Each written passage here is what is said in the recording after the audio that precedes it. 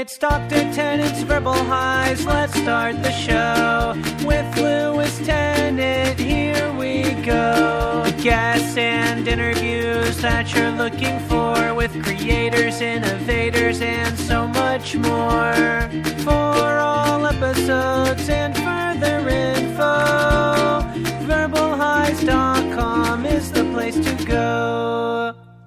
Welcome to Dr. Tennant's Verbal Highs, a podcast podcasted from Tamaki, Makaurau, Auckland, New Zealand. My name is Lewis, and I'm the host of the show. Kia ora if you are new here, kia ora and welcome back. If you are a returning listener, there are 120 episodes thus far, 121 including this one. They span back 5 years, and most of the content is evergreen because they're loosely based on a bio piece. So if you see someone who takes your fancy in my list of guests, go back and have a hoon on one of those eps. Okay, my guest today is Kane Power. I first came across Kane as a podcaster I found online when first starting to assemble this New Zealand podcast database that I work on intermittently, where I try and list as many New Zealand shows as possible in one place. And I listened to one of his episodes of one podcast that he produces and hosts called Musician's Map, and that episode was with drummer Tom Larkin.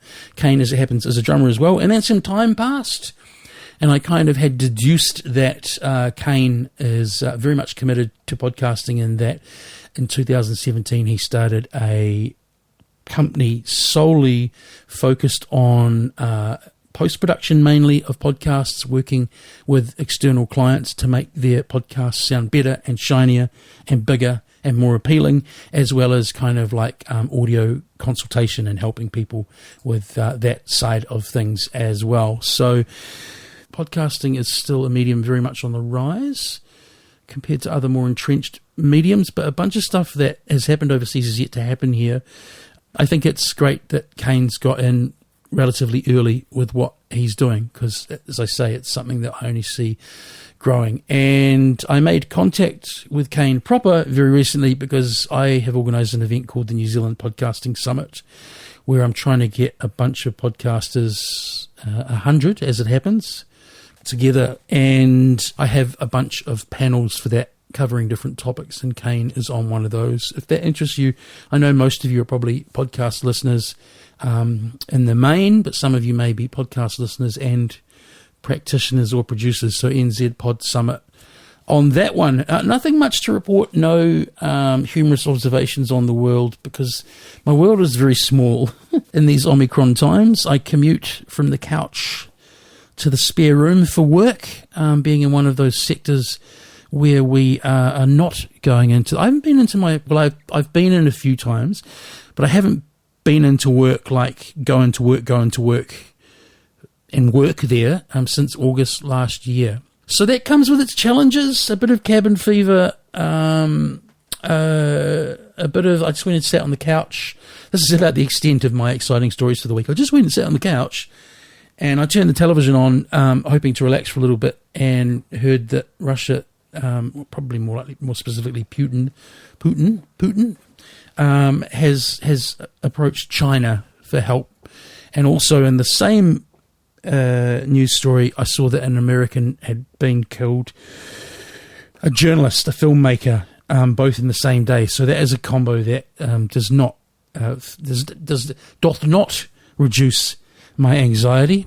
So I went to my phone and looked through the stories there, and discovered a woman whose peace sign tattoo, the headline is, "I asked for a peace sign tattoo. It's so bad people think it's a snooker ball." So there's no middle ground these days. I want something between. I want my information and my more importantly, the things actually happening in the world to be at a level somewhere between Putin asking China for help and asking for a peace sign tattoo that people think is so bad that it's a snooker ball. That's kind of a pH scale of news intensity, right? Okay, that's a +7 and a -7. I think the pH scale was 14 either way when you add it up. I want to be at 0. I want to be at Putin asking for a peace sign tattoo and it turning out great. Okay, so Kane and I talked about, obviously, podcast production, a bit around kind of listening and what we like and what we don't like. We discussed his coming on up in the Hamilton music scene at the time of which the hardcore scene was big. Also, metal was quite big as well, and Kane happened to be quite good on the sticks, which is what us guys in the know. It's what we call the drums. He was quite good on the sticks. Well, that's what you hold in your hands while you play them. Okay, and it was good chat. We talked about what to edit, what not to edit. So it's quite meta. It's a podcast about podcasting. Like the show, Verbal Highs Podcast on Facebook, Verbal Highs on Twitter. There's a website, verbalhighs.com. Before I go, I very seldom talk about the donate button on my website, and I'm not talking about it now to ask for donations. I'm talking about it to say a very big thank you to a gentleman who I don't know from Adam called Michael Hindmarsh, who I discovered via a notification on my smartphone last night that someone had donated a nice donation to me on PayPal. And all that's written there, no message or anything, just my podcast name as a reference. Thank you, Michael. Feel free to get in touch at verbalhighs.com and tell me where you're from and how you found the show. And yeah, thank you. All right, take it away, Mr. Bauer. This is Dr. Tennant's Verbal Highs. Not through Zoom, man. It's never going to sound good through Zoom. Well, I've had some pretty good results, man. I've been surprised, yeah. We'll just truck on, eh? Yeah, well, I'm recording on my end. Actually, you sound great now. It's funny, I did all this reading. It was like really basic stuff to do in Zoom. Because like that echo is actually, I'm sure you know all of this, that echo is caused so that a whole lot of users can use it in an office with no headphones on, and it's like an echo cancellation. Yeah. So you kind of turn that off and go into pro mode, but I find that it can go either way. Like with it off now, you actually sound way better. So there we go. Well, I'm recording on my end, so I'll send you my WAV. The kids call them stems now. They do, don't they? No, no, they don't. What's a stem? Stems are they are from a multi-track session, from a recording session for a band. Yeah. So like anything, like you can get bar one WAVs and you can get stems. I guess it is. Yeah, it's one of two tracks. A stem, I suppose. Hey, well, listen, people like authenticity and when they listen to podcasts, and so I'll tell you that the last couple of days I've suddenly had a bit of crippling self-doubt about getting people to this podcasting summit. No, it's such a Wild West feeling doing most of your promo via social media these days, eh? Yeah, totally. It's different to that kind of street campaign. Do people know about this or don't they? Yeah. Yeah, because you've got a background in the music industry, right? I do. Yeah. So you must have gone from that transition of kind of, good old-fashioned boots to the ground promo to trying to figure out how to reach people online? Yeah, man. Yeah, pretty much. And quite honestly, it's still a mystery to me. Yeah. It changes so fast, and I'm just not that interested in it that I don't keep up as I should. And, obviously it's detrimental, but it's such a struggle, and it's so soul destroying, especially with music, especially with your art, when you're pretty much begging people just to take notice of you on some random internet forum, and, time after time when no one does, it just breaks you down. And I hear that, and or when they do, and it's like, for well-meaning reasons on their part, like they're a mate or a relative or whatever, but then you realize that a thumbs up or a whatever emoji often doesn't actually at all relate to them engaging with what that thing is. Like, I had someone who for ages, who's a colleague who I really like, don't get me wrong, at work, liking everything because she's a supportive colleague, to do with my podcast. And then after about a year of that, she goes, I should listen to one day. I thought she was liking all the episodes because she was liking the content, Yeah. Oh my God. Is this your first time as a podcast guest, Kane? No. What else have you guested on? I was on the podcast engineering show. Yeah. About a year ago, with Chris Curran, which was awesome. And I've been on the Karen McMeekin podcast. Yeah. Just chatting about music. Is that it? I think I might have just been on 2. Are they local shows? No, Kieran's a Kiwi guy, Yeah. but he lives in Nashville now. And Chris Curran is American, and I've got no idea where he's from. Right.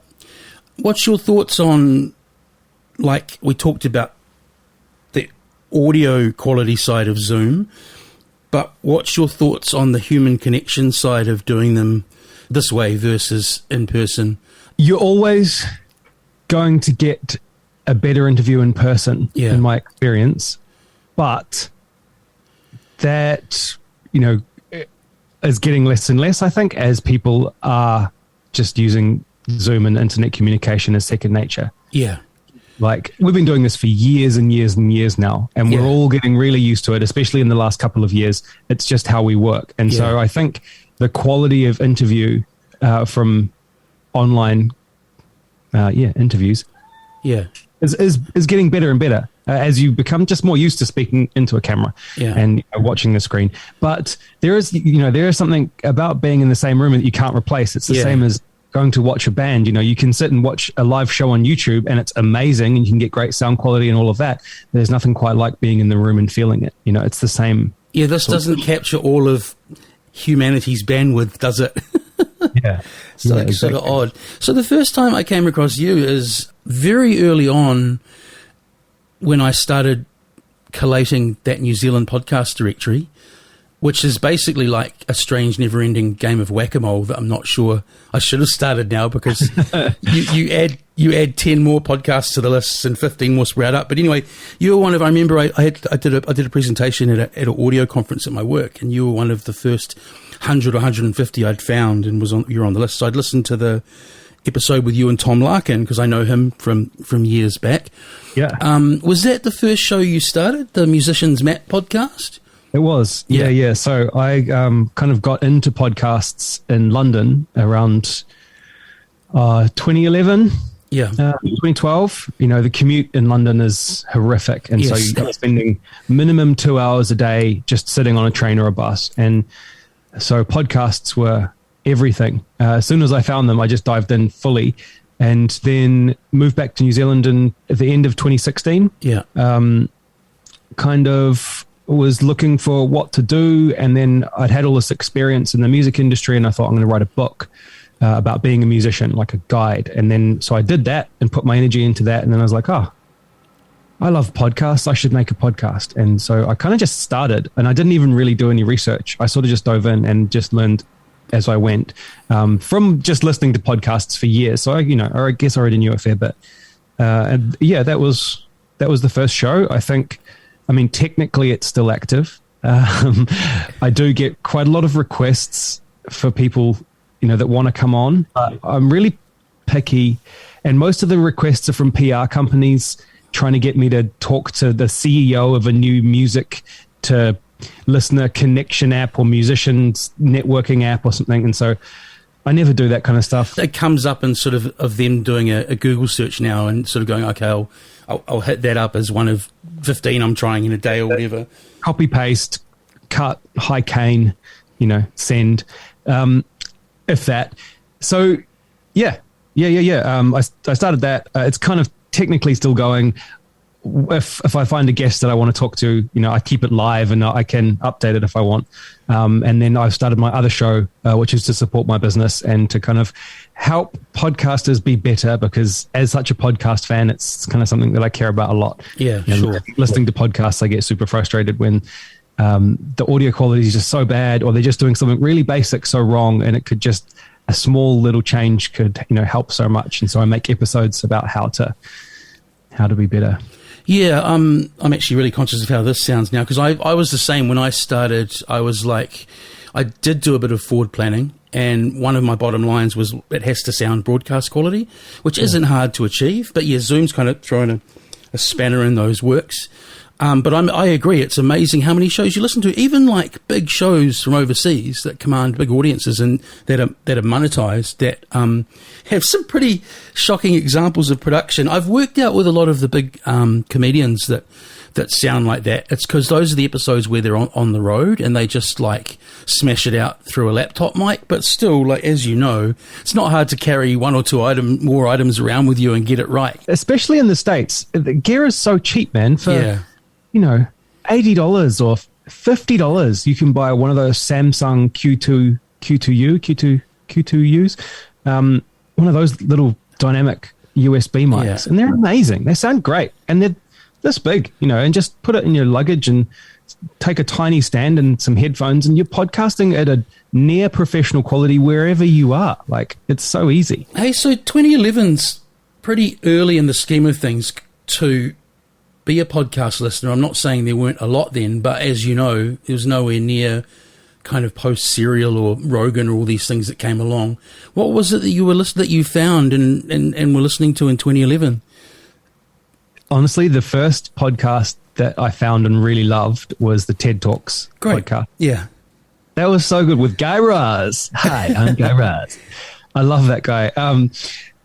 That was awesome. And they had a huge back catalogue, so I'd listen to them every day, and Hardcore History. And obviously there's a massive catalogue and extensive program for that. So yeah, those were the two first, I think. So you're not one of the many Rogan babies?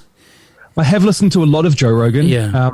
But generally it's based on the caliber of his guests. Yeah. So, if he talks to Billy Corgan, like I'm going to want to listen to that. Yeah. Like, there was a really good one episode he did with Tom DeLonge, and I'm not a huge Blink-182 fan, but he's an interesting guy, and they talk about aliens the whole time, and it was really entertaining. I can think of quite a lot of good Joe Rogan episodes, but if I'm entirely honest, as soon as he made the move to Spotify, I haven't listened to one episode since then. I think it was two things. I think for me it was I'd listened to enough Rogan by then. Like, if you tune back in, that's a old school broadcasting term. If you tune back in, he often still is kind of talking about the same few things. But also, I don't really use Spotify a lot, not for any kind of militant reason. I just have enough audio and content in my life that I kind of don't need another platform to jump on. But I realised when all of that public backlash against him happened a few weeks ago, it just makes me realise how quickly things like that blow over now. Everyone's moved on to the next thing, haven't they? I kind of defended him, but then I realised that, because it's about, to me, it's like how smart you are as a listener. I'd never really listened to him talk to many experts anyway. I just kind of liked him shooting the shit with musicians and comedians and whatever. So I kind of never even listened to how he would approach people talking about public health and so on. Anyway, his DNA in podcasting, it's like he's kind of the Genghis Khan of podcasting, You don't have much of an internet footprint, Kane. I was surprised. Is your surname really Power? Have you changed it? Yeah, no, it is. Yeah. Okay. It's a great surname. Thanks. Yeah, no, you don't have a big internet footprint. I was surprised. Was a lot of the band work kind of pre everything ending up online? Not really, no. I mean, a lot of my earlier bands obviously were before Facebook and everything like that. When I was still in New Zealand, most of my bands, you probably wouldn't be able to find anything. Yeah. And I was in 6 or 7 bands, and some of them were pretty big back in the day. And then, kind of towards the end, Facebook started. Yeah. How old are you? I'm 37. I'm 38. Okay. Yeah. I left New Zealand in 2009, and so I'd been on Facebook a couple of years, I think. It was still, you didn't really use it for anything except chatting with your mates. And then in London, we had Death in Texas for after a year. We had it for 6 years in London, and there's a lot of that online, and that's still up everywhere. Sure. And I had a couple of hardcore bands, which underground scene, we didn't really put it online.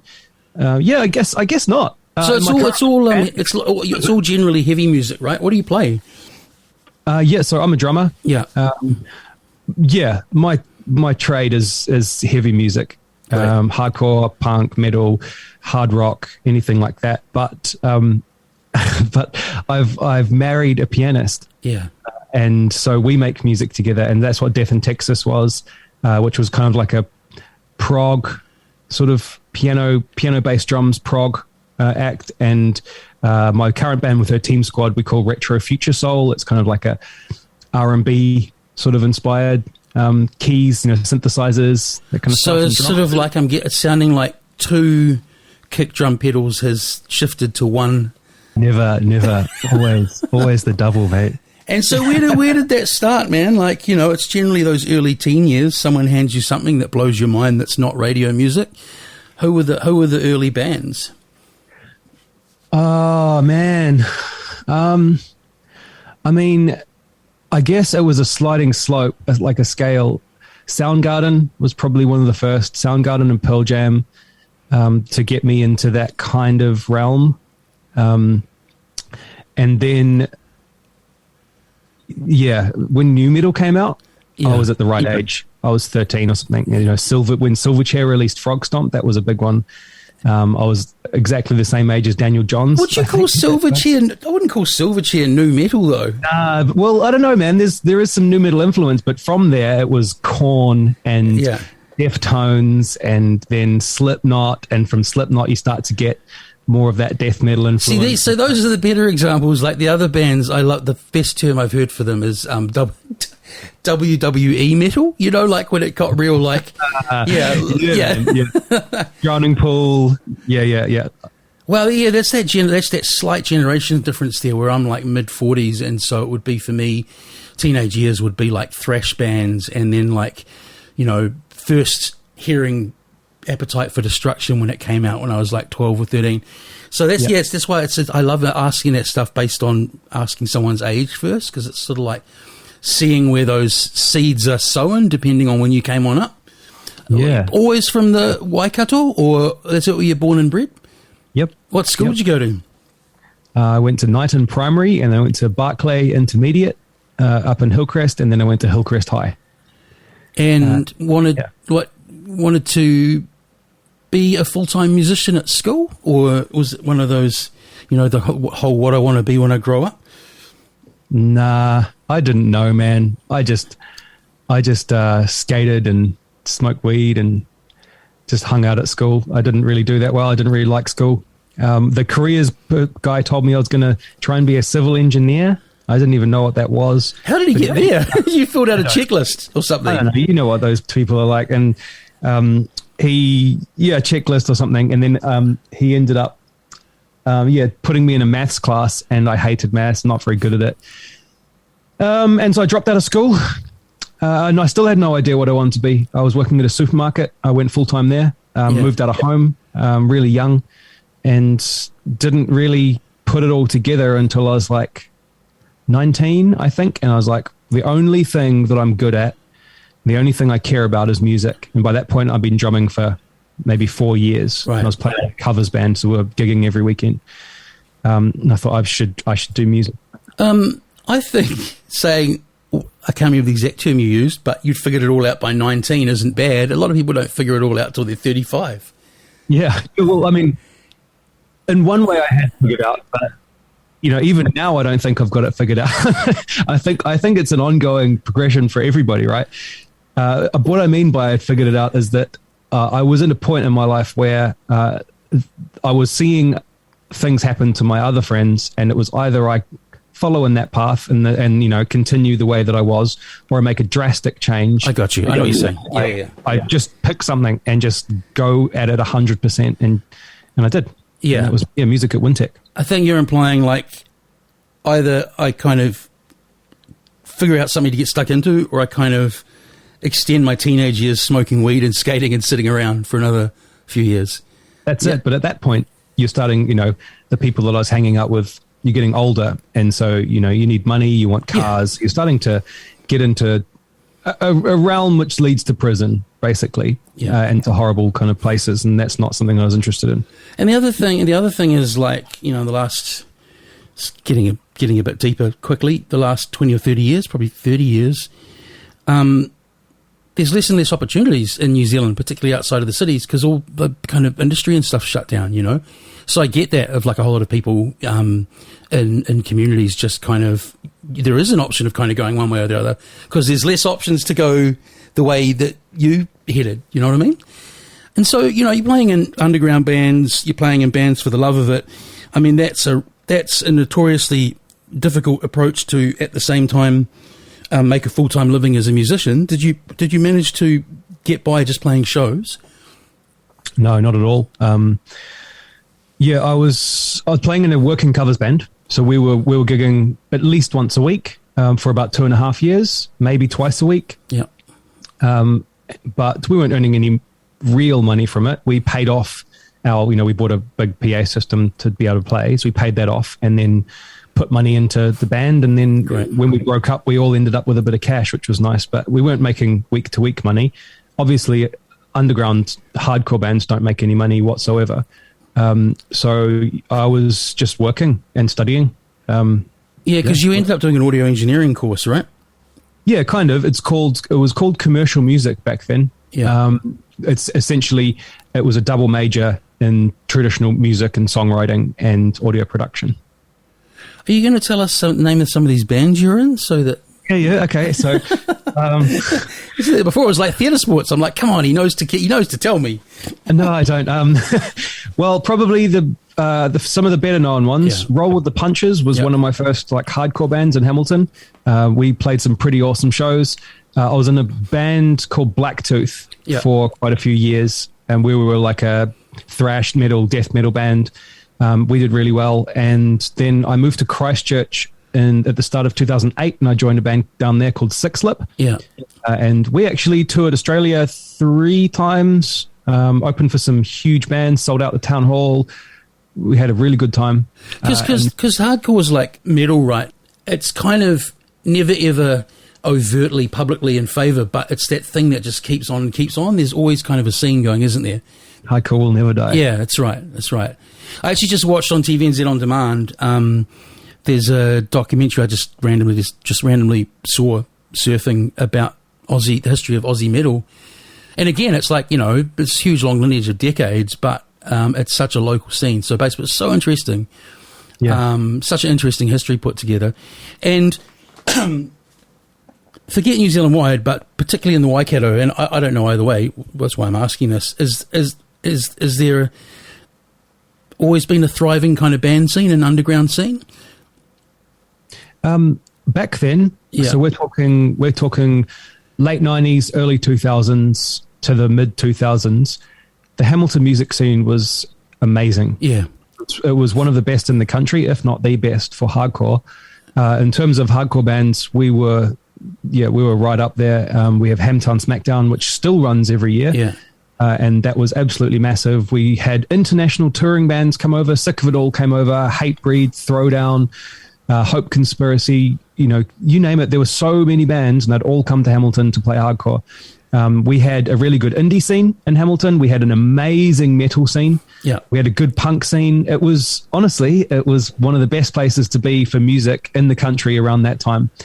And what do you put that down to? Like, is it you had like really into it promoters, or there were good venues, or just a culmination of things? Like, it always interests me what makes scenes pop off. I think it was partly to do with in terms of hardcore, it was partly to do with like a resurgence of modern hardcore. Yeah. And there were a lot of big bands, but I think there were definitely some good promoters. We were lucky we had quite a lot of good venues. It kind of was just a mixture of all the things that you mentioned. There were still a lot of people here that were up for it. It's always been a farming city, but like it wasn't so much agriculture focused as it is today. Today Hamilton is very much a farming community. There is very little in the way of alternative culture. Really? Most places get more liberal. It's got more kind of like conservative since then. 100%, man. Coming back from overseas, and we live in Raglan, but Hamilton is our closest major, so we go there all the time. And we still have friends that live there, but it is not even a scratch on what it was in terms of, I can think of like 2 music venues, and one of them is brand new. The arts culture in Hamilton has just taken a huge dive, and the city is fine, and it's probably better than it's ever been in terms of like a livable place. It's that thing of like, how do you measure whether I get it. Like, how do you measure that? So on certain measures, it's doing really well, but you're suggesting on other measures that it's not the Tron anymore. It's not. No, it's not, man. It's not cool. You know, we used to have cool student radio stations, and it used to be the Tron, and it used to be rad. But and that, it's just thinking that you're talking. I mean, I hate this. I hate this term for some reason. There's certain terms you don't like. I hate the term the noughties, but I don't know what else to call that decade. You're talking about the noughties, right? The noughties sounds like, I don't know, it's like Cool Britannia, it sounds. Anyway, but so I was thinking, like, in New Zealand in general, I remember I came back 2007 from living overseas, and I noticed in general guitar music had really come on back again. Like, they had a long period of, like, dance music, electronic music, hip hop. So I think that would have been a part of it as well, right? Just guitars in general. I mean, you know what I mean by guitars, like live music in general was having a resurgence. And a lot of bands internationally were around that time, not even in your genre. There was just, like, I think about all those new wave of New York bands that came through after 9/11 and so on. It's interesting, how, like, all the cultural and social stuff's totally tied in with what music's popping off at the time. And where, so how did you did the course? We went off on a wee tangent there, and is that when you started kind of doing studio based work for a living? Yep. So it was a 3-year degree, and I did an honors year at the end, and it was definitely to submit to that degree. I borrowed a friend's 4-track tape cassette recorder. And, did an audition. And then from that point on, as soon as I started the degree, it was all computer-based recording and recording studios. Yeah. You had a job, it feels like one of those kind of like traveling jobs where you used your skills to, like, you were archiving audio, but it happened that you were archiving, like, really famous artists' music, right? Yeah. Well, why was that being done? Why did they want their music archived? I would have thought it would already be on master tapes and so on. Yes, 100%. So, okay, permit me to kind of digress here a little bit. So you do what you want. It's your story, Kane. What you're talking about here was, so 2 years before I did that degree, they were still recording on 8 tracks. Yeah. And they were still using ADAT tapes. And then they upgraded all the computer systems. So we're talking, I think I started in 2004. So in 2002, they're still recording to tape. And then from 2004... it's all computer-based recording, or 2003 really. So we go on. I move overseas to London. I'm looking for studio engineering jobs, and then I realize I don't want to be a studio engineer. It's a shitty job. Hours suck. Pay sucks. So I end up working in a transfers studio, and I worked for 3 different companies for this, one for the longest. The reason why they are archiving tapes is because up until 2003, everything was recorded to a physical format. Yeah. And they're all recorded to multiple different mediums, but all of those mediums, up until that point, whether we're talking about reel-to-reel tape recorders, or we're talking about cassettes in the form of hi-8s or ADATs or DATs or Super VHS, whatever, it's all degrading. Yeah. And there is a finite time for those tapes. Yeah. So if you have the original recording of My Sharona, that needs to be digitized. Yeah. Has to be, because very, very shortly, in fact, it might have already happened for that tape, because that would have been a very old tape. That tape will be unplayable. And not only will that tape have degraded, but the machines available to play that absolutely will be so scarce. And even further, the people alive that have the ability to fix those machines when they break, and they break all the time, are dying, and they're not being replaced. Yeah, that's a really great answer. That all makes a lot of sense. And was that record company initiated in terms of, like, the purse, like who was paying for those archiving jobs? It's both. Yeah, because that's what I find interesting there is, like, I just was thinking as you were saying that, because those things have literal value, we generally all know, if you're anyway into music, about the concept of the master tapes and who owns them and so on. What's really heartening about that is, even though it's an economic decision on their part, I suppose it's partly cultural preservation, I shouldn't be so cynical, is at least it's still there because of the value of those. And what I'm getting at is that sounds so different to what happened with a lot of television, in that most of it's gone because tape was so expensive. They just used to record over and over and over, right? So there wasn't actually, by 2004, which you speak of, the majority of TV globally just doesn't exist anymore. Yeah, totally, man. It's an absolute.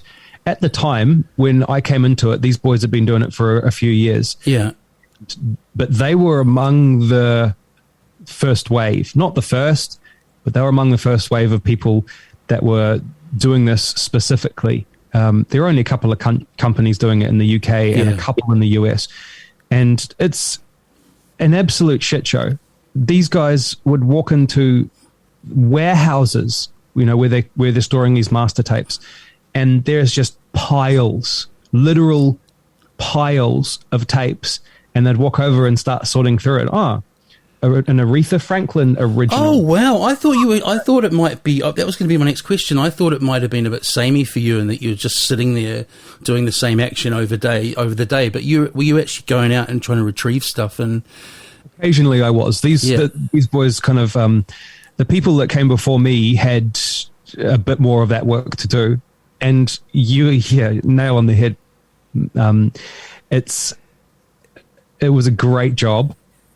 I did it for probably 6 or 7 years, somewhere between them. It's a long time, bro.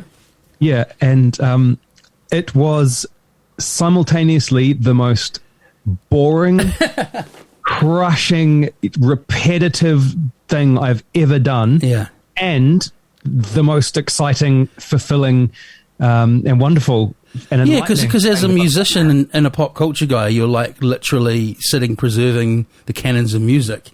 Mate, but at the same time, it's like, and I don't know how people who do this job, what they think of it, but that idea of being like a tape operator or whatever for television, like sure, you're working in the industry, but you're kind of doing shift work and doing the same thing all the time, Yep. Totally. There's a couple of things that stand out to me when I think about archiving. Probably the top one was I got called in to do work over the weekend, which was super rare. And they're like, this project needs to be done. We can't tell you what it is. We've found a Beatles tape. Come in. You have to come in, and we have to work over the weekend, and you're going to be using a suitcase machine. I was like, okay, whatever.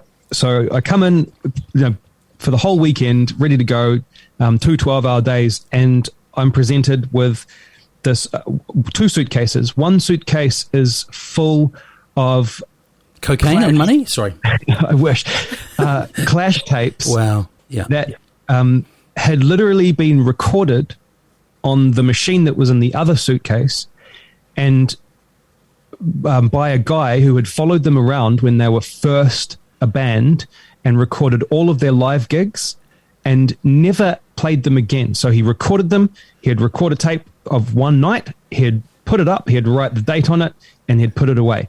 And he had 40 or 50 of these tapes. Oh, so they were bootlegs. Wow. No, they were. He was like, with the band. Oh, he was legit. Right. Yeah. And he put them all in the suitcase. He shut the suitcase. He put it in his attic with his recording tape machine, and he never did anything with it again. And I was the first person to ever hear those recordings. And I sat there the whole weekend just happier than I had ever been doing that job. One of the most important bands in the world, I reckon. Yeah. It was absolutely incredible. And hearing them as a pretty young, loose, crappy band was kind of even better. Oh man, like it was the Grateful Dead that used to like allow people to do that? Like I don't mean like, I know that guy was officially with the band, but the Grateful Dead were like, hey, if you've got recording equipment, come along. So there's just like screes and screes of bootleg recordings. So then that's amazing. So the thing I think of there, and you might not know this, but I'd be interested to know if you do, is who was out trying to okay, how do I put this? That guy with all the tapes in his closet, that's kind of like a holy grail story. It's like finding a rare guitar or whatever. And then, so how does he know to find you guys? Or is there like a middleman actively looking for people like him? In other words, how did this material come to you guys? The whole time, so I was with 3 companies. I was with In-Flight Entertainment, who had, a tape transfer section. And then I was with FX Mastering, and that's a hire company with multiple studios and, being a hire company for 40 years or whatever, they had every machine that you could possibly imagine. And then I was with Bonded, and Bonded was a storage facility, and they stored master tapes. And and none of them ever did any outreach. Amazing. There was no advertising whatsoever. Yeah. They all had a website.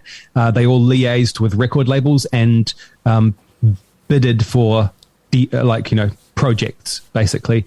And that was it. If you wanted to get... So if that guy probably went, oh, I found these tapes. Oh, they're all the Clash originals. How do I do this? That's right. And I was thinking he's the sort of guy, if he did that in the first place, he's going to be proactive and go, hey, shit, these are important. I need to do something with them. And you get all types of people that, go, oh, I've cleaning out my grandma's old attic and I've found these tapes. Don't know what's on them. Google, tape restoration or tape transfers London. And then number one is FX mastering. You bring them in. And I'd imagine a lot of deceased estates would turn up stuff as well. That's interesting, bro. Yeah, that's interesting. That's really interesting. 6 or 7 years. 3 companies, so there was a lot of work. I mean, I wonder if it's dried on up by now. You'd wonder. And the other before we move on, the other thing that tweaks the nerd in me is using all that vintage gear. You played with some crazy formats, and they're probably obviously trying to find the best quality of each format player and so on. So there'd be a whole process to that as well. Because like you say, that stuff's increasingly disappearing or becoming more expensive. Do you collect anything? Because you're obviously maybe you're not a gearhead. Some people just have a studio and have a studio. But are you a gearhead? Do you collect anything? No, not really. Yeah, it's good. Practical. Yeah, I am. I'm a very practical person. I have lots of gear. Just looking around at all of my gear. Yeah. That's what I mean. There's a difference between having gear and it's functional and being a gearhead and having stuff hidden in your ceiling and stuff like that, I don't. I'm far too practical. I buy something and I sell it. I sell the other thing. Yeah. Like, I just bought a drum kit on Friday, and that means that I have to sell my other drum kit, which you can see stacked up behind me. Some people would just collect drums. But I'm not like that, but I'm also quite minimalist, and I live in a very small space, so I don't have. I was going to say, like collecting. You said collecting drums quite casually, as if it's like collecting even guitars, which are a lot smaller. There's a serious space issue there. Yeah, I've said to more than one person that I believe that there would be potentially as many drummers as guitarists if it was practical to have a drum kit when you were 14. Like, I played guitar, but really, I think I would have rather had a drum kit in my room, but there's a lot more considerations there, right? You got to have tolerant parents, a lot of space. Yeah. Did you get good quickly? Do you think you had an affinity for it, or did you do 10,000 hours? No, I'm a natural drumming talent, and it came quite easily to me. Sorry to say to everyone out there who has to slog, but that doesn't mean that. So when I teach the drums, this is what I tell people. There are 2 types of people, one with natural talent and people that don't have any natural talent and who have to work for it. Yeah, the 10,000. 9 times out of 10, the person who has to work for it is going to be the better drummer. Wow. Because they're the one that's putting in the hours, and they are the ones who build the habit of practice, and that's something that I don't have. So I just rely on my natural talent. I've been playing drums for 23 years. I've been in multiple bands. I can hold my own behind the drum kit. But I'm just guessing here, and I might be wrong, probably just through youthful keenness and wanting to learn, you probably put in those 10,000 hours early on, So it's not like to say you haven't practiced back in the day. Oh, totally, man. It was that covers band. 2.5 years, gigging every weekend, twice a week, rehearsals twice a week. I had to learn 80-something songs. That turned me from a kid playing at a drum kit into a drummer. Because you'd be familiar with Aaron Tokiner, who died. He was in the band Wetter, and I spoke to him. This is actually a crazy podcast story. Obviously, I didn't know because he didn't know. In other words, he didn't know he was unwell or whatever leading up. I podcasted with him a week before he had a heart attack. Oh, wow. And passed, but not the reason I bring up Aaron, but we did talk about my first memories of him, and a lot of people have this memory of him, is when RockQuest had first started somewhere like very early 90s or late 80s, showing my age here. One of the first couple of RockQuests in Wellington we went to, and we all had this band. I was just kind of barely playing rhythm guitar. And Aaron, who was about our age, just basically got on stage and channeled Steve Vai. And so he was an example of, I think, a guy with the natural talent, but also, as I found out on the podcast, like, he'd practice as a teenager, like night and day. Like he'd just practice. It's all he'd do. He'd like wake up, he'd fallen asleep with his guitar in his hand. He wasn't going to school. But yeah, seeing that level of playing was just remarkable, but it made a lot of sense, It's interesting. And so do you teach drums? So I want to get to the podcasting company, man. I was going to ask about your book. We might get there later. Like the podcasting company, starting it, was it a hard slog? Podcasting is quite an interesting thing in New Zealand. To me, I see there's not really an industry to speak of like there is overseas kind of yet. You might think differently than that. Just talk a bit about forming it and getting clients. And, I'm just interested in how you basically, here's the short version, typical me. How did you get it off the ground? Yeah, sure. So I did my own podcast and obviously I'm a studio engineer. And so I kind of quickly realized that my podcast sounded better than most podcasts that I was listening to. And then I thought, hey, there's probably, an applicable industry for this. And had a quick look. And yes, what do you know? There are people who work on podcast production. Put the kind of word out, had a quick look online and got my first job editing for someone else who had a podcast production company. And I was just, he'd send me edits. And so I did that. And then I thought, okay, well, this dude's paying me whatever it was at the time, something quite shitty.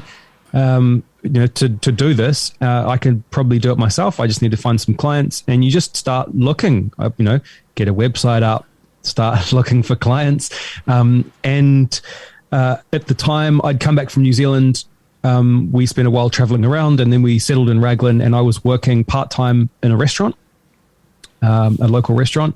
And then I was part-time editing podcasts and pretty much just looked for clients, really. Just spent ages just getting better and figuring out like the industry a bit more. Then I landed a couple of small clients that were mine, which was cool. And then I landed one client that was releasing a big weekly podcast, and I was able to charge proper money. And then I was able to quit my job. And then from that point on, I've been full-time. It's such a, sorry to cut you off there a little bit. It's such a common story that I've heard, not about podcasting companies, but when I've talked on the podcast with guests who basically have a startup company, is, often it's that one or two, maybe three key clients that are actually what makes you be able to kind of go legit and really focus on it, right? So for listeners who don't know, the way I kind of broadly see podcasting in New Zealand, it's kind of similar globally, is, well, more so overseas, you've got kind of big media companies making content and kind of big, podcast companies that are standalone that are making content, getting big listenership. Then you've got all the indie podcasters, which is what I fall into. I'm kind of doing this for love, even though it kind of relates to my work with teaching and stuff. The way I'd see it is those big companies that are media producers, Kane, would have their in-house team doing that. And then guys like me are kind of doing it for the love of it, but probably also don't have the purse to use someone like you. So is it corporate clients that you've got that are releasing podcasts about their business or whatever? It's everything. When I started out, most of my clients were US-based. Podcasting's big in the US. Yeah. It was... my first big client, they were crowdfunding their show, but at that point, they were just paying out of their pockets. I joined on episode 21. Yeah. And that was a podcast where there were two comedians, and they were also scientists and comedians, and they would review porn parody movies. Yeah, that's so particular. Pirates of the Caribbean XXX, and they would watch it. And they'd get a guest on who's a comedian or some kind of scientist who was funny, and they'd watch the movie and pick it apart. Basically, great premise, amazing podcast, really funny people. And your job in post is to edit, but then do you also do a little bit of other post, like a bit of compression, and you basically just get it shiny and also do you edit? Do you now I know it's those sorts of shows. Do you edit sort of the narrative for them, and if so, do they leave it to you, or do they kind of give you notes on because I'd be worried about what people would cut out and wouldn't if I was the one who'd produced it. Sure. Yeah. Well, I mean, everyone's different, so it depends. Some people send detailed notes, telling me what to do. Other people don't send anything at all. There are two types of editing that I do. So if you want to go for a kind of an unedited sound, and you're leaving in all of the ums and ahs and stutters and everything, then it's what's called a basic edit. And so I'd just run through, I'd listen to it once, I'd cut out anything that's really bad, and then I'd give it a master, basically. So yeah, it's making it sound as good as it can. EQ, compression, limiting, de-essing, noise reduction, things like that. So the edit's tidying up rather than like, I guess, I mean, don't worry, I'm asking you stuff that you kind of already answered. If there's notes there, they're going to say, can you please listen to that minute and make it, you know, an informed choice on removing more. So it's kind of a nip and tuck, or a bit more of a get in there and clean up the storyline a bit. And the other last question I'd ask you is, was that just getting your website well placed online that had overseas clients find you? Because it's that making that first connection of like, how the heck does someone in the US find you?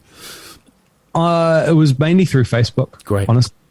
And these days, my client base has changed from that style of editing to a much more detailed style of editing, what I call pro editing. And that's where I go through and listen to everything in full detail, and I remove all of the ums and ahs and stutters and vocal tics and make it sound much more polished. Yeah. And that's kind of when you're getting a more professional type of podcaster who are either using it for their business or their brand, or even they just have a big listener base. I've been working for Bourbon Pursuit podcast, and they have millions and millions of listeners, and so they want a proper professional podcast. I mean, even they're different, but yeah, generally I find myself getting clients through, it was Facebook. Now, because of the way things have changed, the way my company's evolved, I'm getting more people reaching out to me.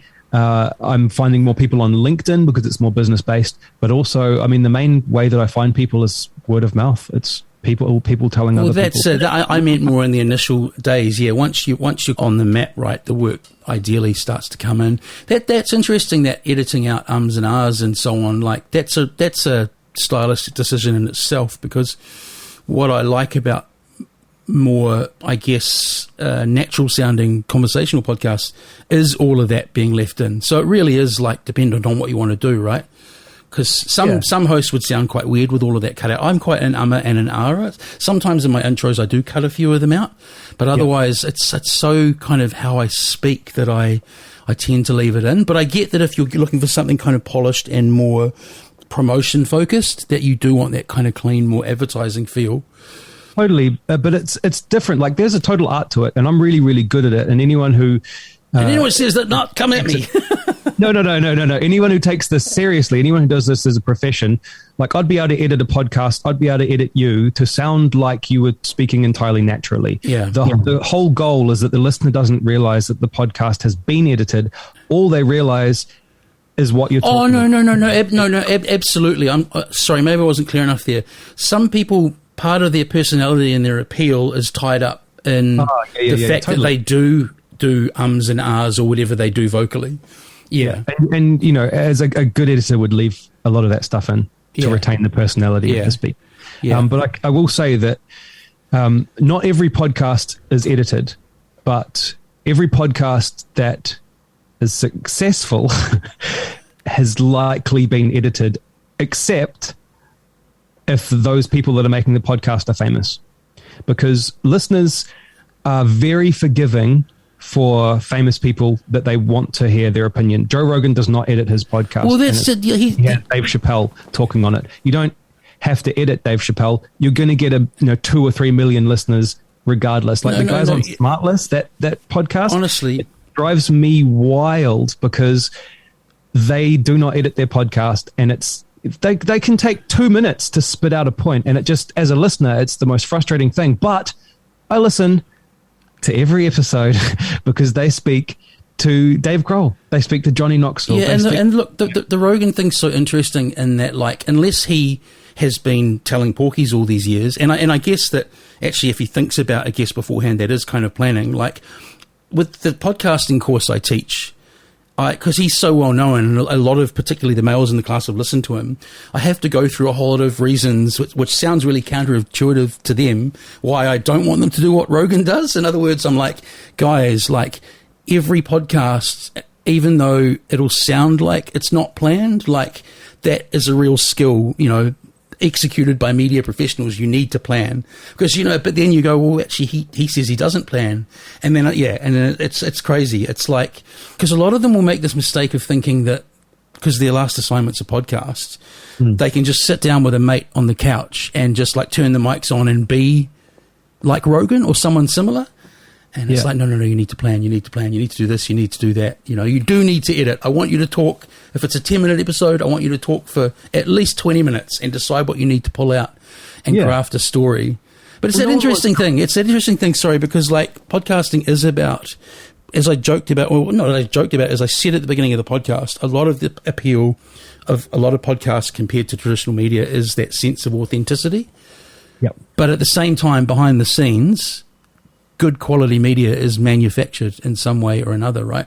It's that like that illusion of editing that you talked about. Totally. There's a million podcasts out there of people trying to do the Joe Rogan style of podcasting. And that's great. Honestly, if anyone's going to start a podcast, I'm not going to discourage them from doing it however they want. I don't care. Do it, because more podcasts, that's totally awesome. But no one really is going to want to listen to some random dude doing a Joe Rogan style podcast with his mates. Him and his mates will want to listen to it, and that's perfectly fine. The only reason that Joe is getting, Joe's the biggest podcaster in the world, it's because of his caliber of guests. He's got Elon Musk on his podcast. Like, yeah, but that didn't come from nowhere. It's also because you touch on something else. A lot of the reason that no one will listen to you and your mates on your couch is you've got no history before that, or no kind of following, or no kind of potential audience already built in. Like with me on this, what you wouldn't know, and I don't know whether this is part of how I've got listenership, but I've got a feeling it has. Like I did breakfast radio. I was fairly well known for about 20 years ago, and I still get a lot of opportunities that come from that. And then from that came like I dabble in music journalism. I write for Audio Culture. There's a bunch of things that I do that mean that when I started a podcast, it wasn't like random Lewis starts a podcast. So I'm not saying I'm a well-known New Zealand identity, but I had more of a shot of it than a lot of people. So there's a lot to that as well. If you are going to do a conversational show, rather than saying, hey, I'm going to make a documentary on a topic, well, that's people's interest in the topic, not on Joe Public in whatever city does a podcast. Yep. But, the other thing I've heard is it's really easy to start a podcast, but it's like the real challenge is keeping a podcast going. It's a lot of work, right? Oh, man, it's so much work. We call it pod fade. Yeah. Make 3 episodes and then give up. Yeah. Okay, just for example, the latest episode of the Podcasters Club was about repurposing podcasts. It's a very meta show, but I had to research who I wanted to be on it, then approach them and get them, and then book a time to speak, and then actually do the recording, and then edit the podcast. And then I had to, think about the podcast, do an intro and outro, put it all together, package it, upload it, show notes, the whole works. This one was about repurposing, so of course I had to repurpose it. So I have to create, get a transcript, create an article out of the interview for my website, and then once you've done all of this work, so that's a full day of work, easily creating the artwork and the episode specific everything. It's a full day of work. And then you have to promote it somehow. Yeah. So you've got to put it on all of your platforms. You've got to find ways to think, where is this going to fit on Reddit? How can I get around the self-promotion thing? Where can I put it to people who are going to want the content? That's a whole other, half day in itself. So just for this one episode, you've already banked a day and a half. Even just, we sound like we're listeners, we must do this because we like it and we love you. But even just like, so just with this one as an example, unless going back to the hey, just don't edit it, throw it out there. Yeah.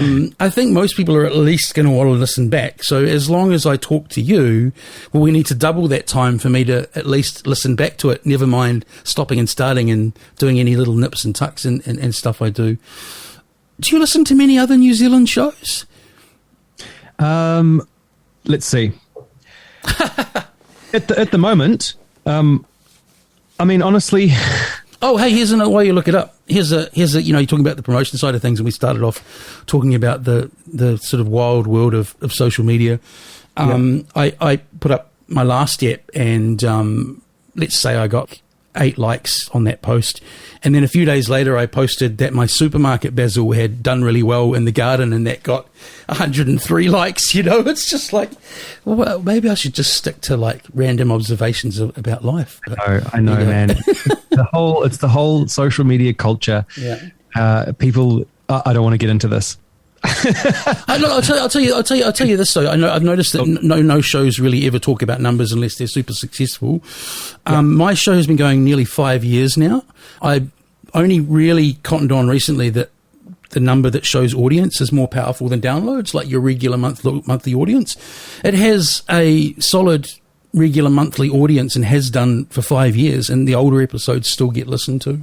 Nice. And I found out that statistically, because there's so many podcasts out there and so many of them have really small audiences, that whole like inch wide, mile deep thing. Again, that's another thing I tell students, like Rogan's an anomaly in that regard. Most podcasts that survive are really nichey. But apparently, to be in the top 49% of podcast episodes globally, you only need 140 downloads in the first month. So if you're in New Zealand and getting those numbers, that's really, pat yourself on the back, everyone. Because that would be the same as in the US or wherever. If you're listening to this and you are putting in the effort and you are releasing a podcast regularly, pat yourself on the back, regardless of who listens or how it sounds or what you do. It's a hard thing to do, and you should be proud of it. New Zealand shows. Yeah, well, look, most of my clients now, most of the podcasts I work on are Kiwis and Kiwi shows. So do I listen to Kiwi shows? Yes. Yeah, you do while you're working on them. All day as I work on them. And there are lots of great shows. If we're talking just listening for personal pleasure, the only New Zealand podcast on my Pocket Casts app is the New Zealand Drummer Podcast. You told me I was going to hit him up for the summit. Yeah. Himself. Hey? That's the only Kiwi show on my actual, list. Except, otherwise, I'm listening to Kiwi's podcast all the time. Yeah, but and then I just realised it's that thing, like that whole thing of chefs don't want to cook when they get home. so yeah. Because I feel that, and you might not feel like this because you're working with so many podcasts, but part of my putting on the summit is it doesn't feel like there's a lot of connection in terms, it doesn't feel like there's really a podcast community in New Zealand at the moment. So do you feel that? Feel a bit isolated sometimes? Yeah, totally. We're building it.